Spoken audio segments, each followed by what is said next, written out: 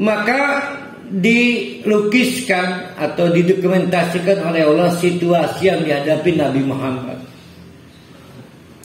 Akana linnasi ajaban. Emang pilihan Allah memilih Nabi Muhammad itu ajaban, bikin kagum. Wow, Allah iki gawe ur ketemu dapur amat ya. Apa yang bikin kagum orang musyrik Quraisy dan sulit dinalar, yaitu ketika an awhayna ila rajulin minhum, kami memberi wahyu kepada someone yang nggak ada bedanya dengan Abu Jahal, Abu Lahab. Lapar butuh makan, haus butuh minum, kepanasan berteduh, macam-macam lah. Sehingga menurut Abu Jahal, Abu Lahab, tidak benar ini. Allah salah kayaknya. Mestinya mah bukan manusia tapi malah ikat yang menjadi nabi ataupun rasul.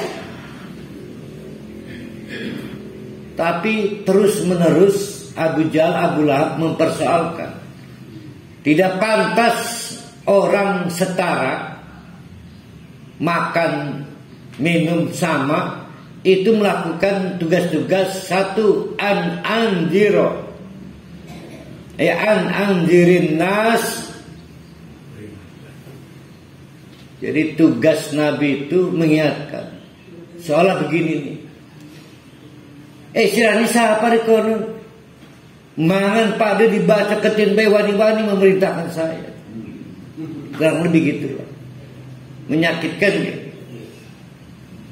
Kata Nabi, sepurani Mang Abu Jahal, saya mah cuma utusan Allah. Mal bakal Allah ngutus ke sirkon, patra mun diutus Allah malaikat. Nah, dialognya kayak gitu.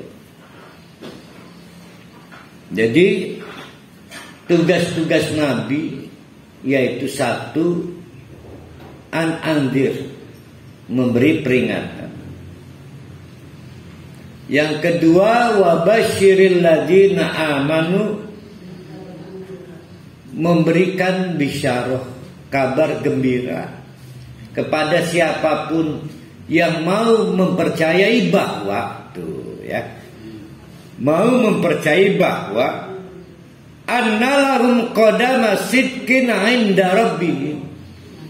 Siapa yang mau jadi pengikutku Nabi Muhammad, percaya, maka mereka percaya bahwa mereka akan mendapatkan penghargaan derajat yang tinggi.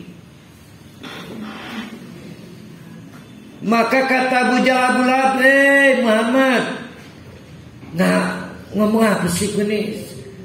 Kamu menjanjikan ini dari Allah, ngaca kamu aja buat makan susah. Jadi selalu framing, intimidasi, pengingkaran terus menerus diproduksi oleh musyrikin Quraisy. Aduh, saya masih setengah tahun aja nggak kuat ngadepin musyrikin Quraisy. Nggak kuat. Malah para hali mungkin lebih lama sedikit lah. Kalau sebagai dagang kan, berdagang roti keliling dari RT ke RT di Mekah ini. Mungkin setahun lah kuat-kuat.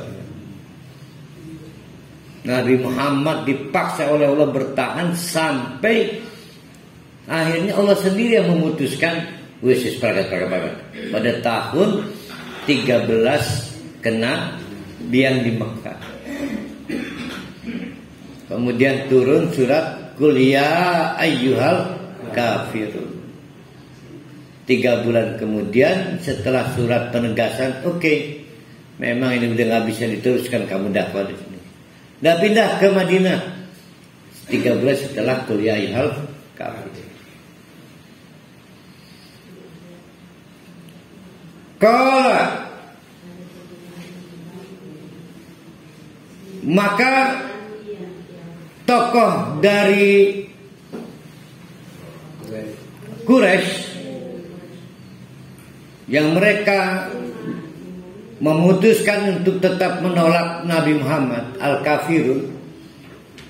Al-kafirun itu maksudnya mereka menolak berpendirian sampai mati kami tidak akan ikut al-kafir.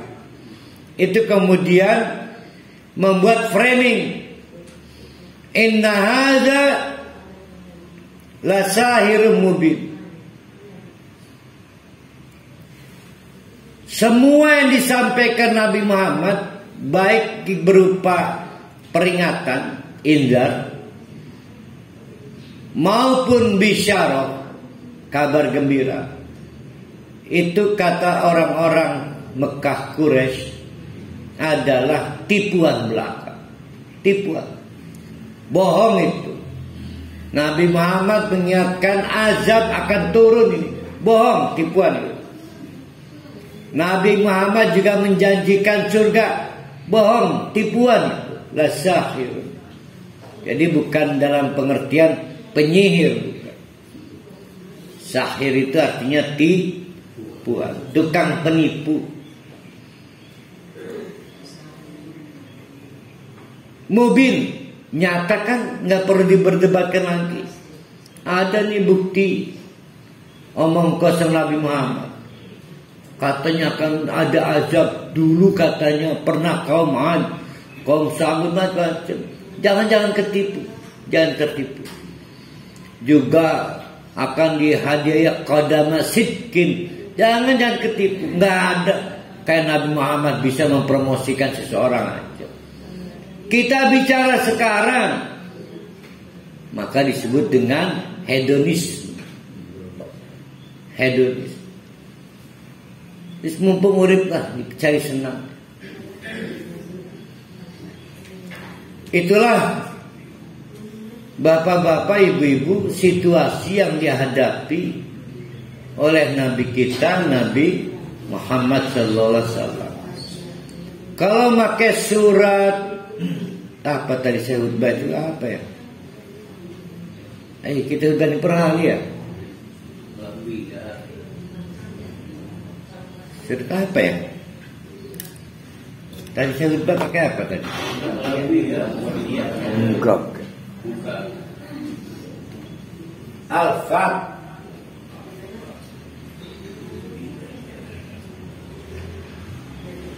Kalau pakai surat Al-Fat begini saya.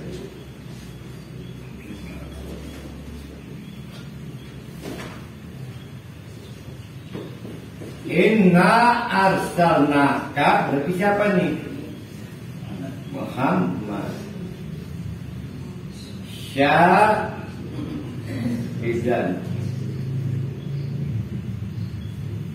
Tuh, situ syahidannya nggak ada ya?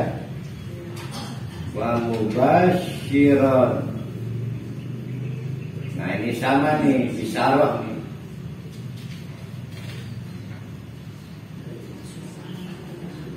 Wa nadhir. Nah ini surat Al-Fat 7. Inna arsalnaka syahidan wa mubasyiran wa nadhiran.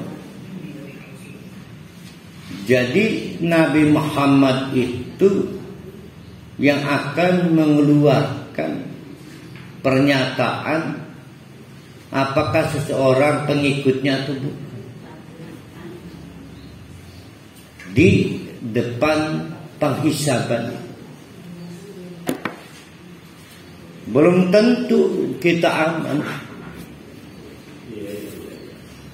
walaupun kita menghabiskan waktu sekarang ini sholat, infak, haji, bolak-balik umroh bosan ke Turki misalnya.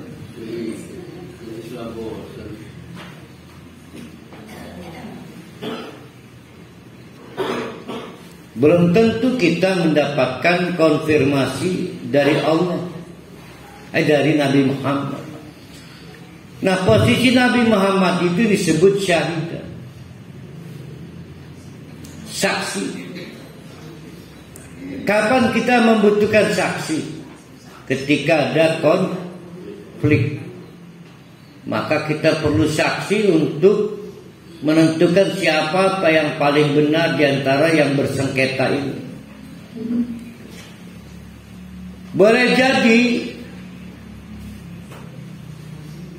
kita menolak vonis Allah. Kamu bukan ini ya, kamu sholatnya nggak benar, kamu versi sendiri kan. Ya Allah, sudah sungguh-sungguh waktu di dunia.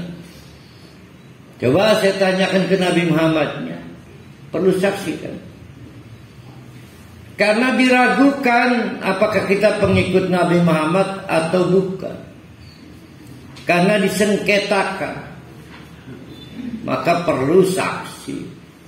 Nabi Muhammad panggil, ya Muhammad, coba ini nomor niknya 88918 dekat Masjid Al-Falah Penancanan.